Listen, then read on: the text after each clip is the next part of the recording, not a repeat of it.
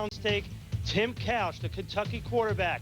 And he was right on a plane from New York, came here to Cleveland, said he was very comfortable meeting the media and very comfortable that head coach Chris Palmer took a wide receiver, Kevin Johnson, out of Syracuse with that second pick for him to throw to. With the third pick, they took Raheem Abdullah, a linebacker out of Clemson. They've got 10 picks left, including 2 in the third round. Chris Palmer says, let's go back to defense, get some impact players, especially a cover corner. Now let's go to Sean Salisbury. Here in Indianapolis, the theme has been be specific, and they've addressed those needs. At running back, their first pick, Edgerrin James from the Miami Hurricanes, gives them great versatility and a perfect complement to Peyton Manning. With their second choice, outside linebacker Mike Peterson from the University of Florida, who when you go watch Javon Kearse's college teammate, Mike Peterson constantly shows up on film. This is a productive player. Expect them to stay on defense, the Colts, in their third-round selection, or take the best available player. Let's go out to Andrea Kramer. Here in Minnesota, it's the first time in the Dennis Green regime the Vikings have moved up in the second round, but they thought it was worth it to take tight end Jim Kleinsasser. He'll work in as an H-back. He'll go into the game in place of third receiver Jake Reed. Now, this is the first time that new owner Red McCombs made an appearance in the draft room, and he joked with everyone that his ideas didn't go over too well in there, but he's more than satisfied with the selection of quarterback Dante Culpepper and defensive end Demetrius Underwood. Now let's head to Ed Werder. Here in New Orleans, the Saints get the dreadlocked one Heisman Trophy winner Ricky Williams. That means they don't need Lamar Smith. They already offered him in a trade to try to move up to get Williams. Found no takers. Now they'll dangle him trying to get back in this draft, possibly as soon as in the third round.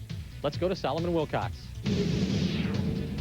Here in Foxborough, when talking with Patriots General Manager Bobby Greer, he says they have now addressed all of their major needs here in the draft. They now have the center they wanted in Damian Woody. They have the linebacker they wanted in Andy Katzenmoyer. And here you see the high fives after taking running back Kevin Falk in the second round. Now let's go out to Hank Goldberg. In Miami, this was Jimmy Johnson's first draft with real specific needs. The need was running back. He got 2. J.J. Johnson and the big fullback, Rob Conrad. They're thrilled with those 2 picks, and when you throw in the acquisition of the big guard Kevin Gogan from San Francisco, and last year Kevin Donnelly, another monster offensive guard, you're seeing the transition from Miami to a power football team. Next up, they'll probably go for a wide receiver, the one they like. If he's not there, best athlete. Tom Jackson up next. Here in Denver, where the Broncos took Al Wilson in the first round, they're now on the verge of having 3 picks within a 10-pick period. They certainly are going to address some specific needs, but not for next year. For the future, could be on both sides of the ball, but this team does not draft as far as best athlete available. They look for specifics to help them. Now let's go to Chris Mortensen in New York. Well, Tommy, it was the Denver Broncos that exposed the weakness of the New York Jets in the playoffs. That's their guard play on the offensive line, and the Jets haven't had a pick yet, but they're about 3 away. I've got to be thinking they're looking at a guard, and even though a guy like Solomon Page is a tackle, maybe Solomon Page might be the right guy, but they got to be looking at guard play right here. Chris? Art Moore, thank you.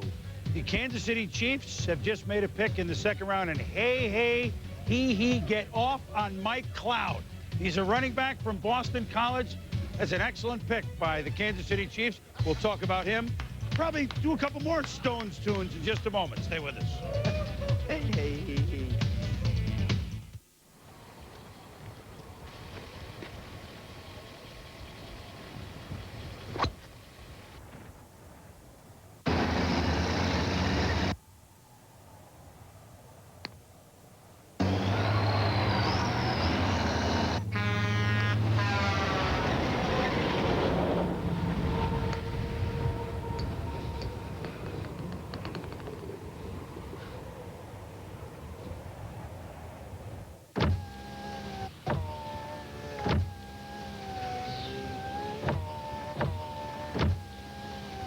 McDonald's will give you the Corvette.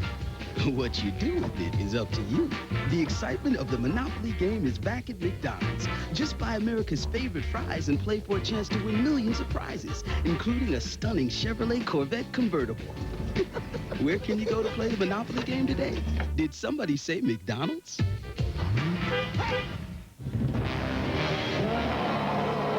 That's Ursus lactose man, grizzly bear, about 1,200 pounds. Try and act confident. Show your teeth and snarl. It should trigger his flight instinct.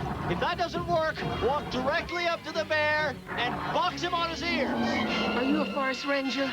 No, but I did stay at a Holiday Inn Express last night.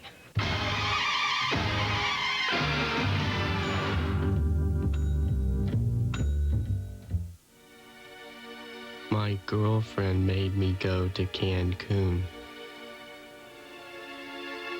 I could not watch NHL tonight.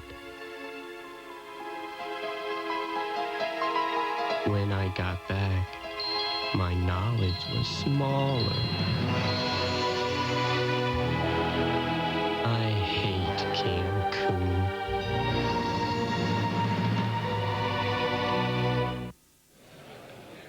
Almost a blimp shot here at the theater in New York, as the Kansas City Chiefs, we told you, drafted Mike Cloud, a guy that we like and good value at that spot. Their history of early round running back selections, and the Greg Hill, for a while, it looked like he'd be a player. The Harvey Williams they drafted, of course, ended up being a Raider. Paul Palmer, better as a return man. Ethan Horton, you know, he heard of who? Woody Green, Jeff Kinney. So, you know, Woody Green was good for him. But second-round picks, they've actually done a lot better. Donnell Bennett, the Nigerian Nightmare, Christian Okoye, Joe Delaney, a tragic death, a drowning death. He may have been the most special of all those backs. Tony Reed was productive for a while, and one of our favorites, Ed Podolak, an all-purpose back. So actually, they've had, history shows us they've had good success drafting running backs in the second round.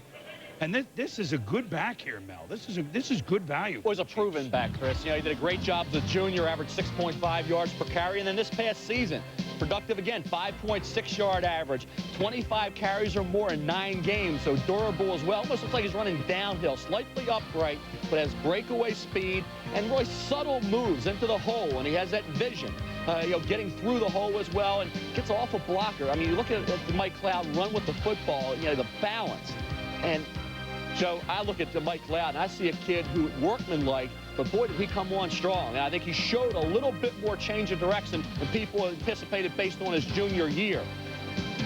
Got the ball in the end zone a great deal as well. And now Kenny Blocker, probably the best blocking halfback in the draft this year. And I think when you look at Mike Cloud, you see the durability. Then at the Senior Bowl, he showed that, hey, what I did in the Big East Conference wasn't an aberration. I can play against the top players in the country as well and pick up a lot of yards. And I think the combination of his running ability, his hands, and his blocking makes him a solid second-round pick for the Chiefs, Joe. Joe, the Chiefs ranked 23rd last year in rushing the football. They didn't run the ball very well. I think after the 99 season is over, we're going to look back and say, you know something?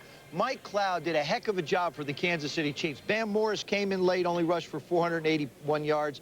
Donnell Bennett really was a fullback move to halfback. He's sort of caught in the middle. Rashawn Sheehy, a third-round pick last year, only rushed for 13 yards. And Kimball Anders really is a featured fullback, catching the football more than he is a runner. So they really needed a running back here. And Mike Cloud could give them the quickness that they haven't had in a true running back. Bam Morris, a big slam guy. Donnell Bennett, good change of pace guy. Mike Cloud could step in there and be the man, not only to carry the ball, but take some pressure off of Kimball Anders catching the football as well. This is a terrific pick by the Kansas City. He's running behind a great offensive line, too, Joe. John Tate added. We talked about the way he sets up his blockers. Now you have that strength with Victor Riley, the young tackle. Now Tate, we know there's strength at center and guard. Middle, yes. That's one of the better offensive lines in football, too. So he's moving from one good offensive line to really another one. Well, for the first time in a decade, a new head coach of the Chiefs. He's Gunther Cunningham, defensive coordinator under Marty Schottenheimer. It's his first head coaching job.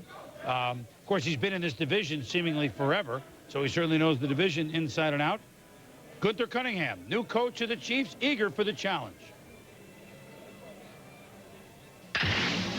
I have this dynamic office, probably the biggest office in the league for a head coach. I couldn't imagine anybody else as being bigger.